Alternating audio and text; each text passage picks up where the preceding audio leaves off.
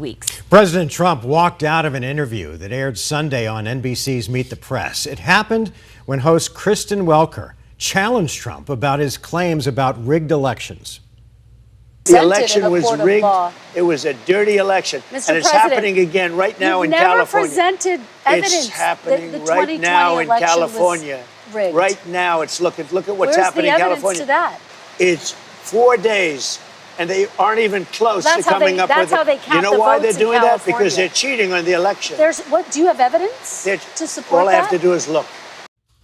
President Trump has openly attacked the credibility of U.S. elections, despite lacking any evidence. As Joe Dana tells us, one elections watchdog organization is concerned the president has more powerful political allies in positions of influence this time than he did, Joe, in 2020. And we're actually going to hear about recorder Justin Heap again in this story. The Brennan Center for Justice, they follow election security, and right now the organization says they have their eyes on Arizona.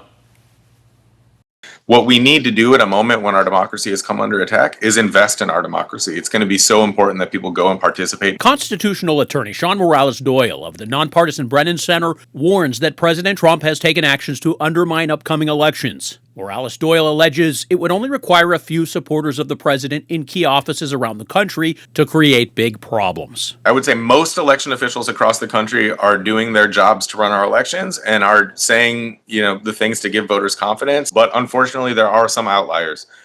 Some officials who have, bought into the lies about our elections or who seem to be trying to curry political favor with this administration. It's a straight up coward. Earlier this year, longtime county supervisor Steve Gallardo, a Democrat, accused first-term county recorder Justin Heap of attempting to sabotage the election.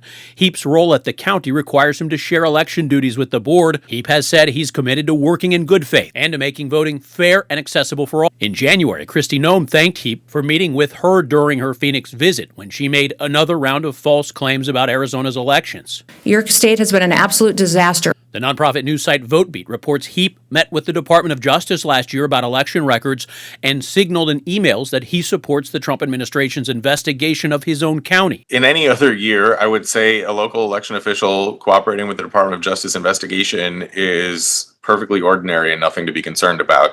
But this Department of Justice has repeatedly shown that at the request of the president, it is going to be, looking into conspiracy theories about past elections, the kinds of conspiracy theories that Kristi Noem was referencing when she talked about recent elections in Arizona. Heap did not respond to requests for comment. Ongoing turmoil between Heap and county supervisors is not helping matters. This is really causing a lot of chaos in the community. 3 Republican supervisors have accused Heap and his office of lying. Heap has turned the insults back on the board, and he won a key court decision in April, granting his office authority over IT services. Morales Doyle says it'll be crucial for local leaders to keep operations and ballot tabulations local. The president doesn't have any constitutional role in our election, and this is going to be a time when it's really important that those officials, on a bipartisan basis, take control of the elections and resist any attempts at interference. The county board has appealed this court decision. We understand they were in executive session all day today, so we'll keep you updated. Joe Dana, 12 News. All right, Joe. Thank you.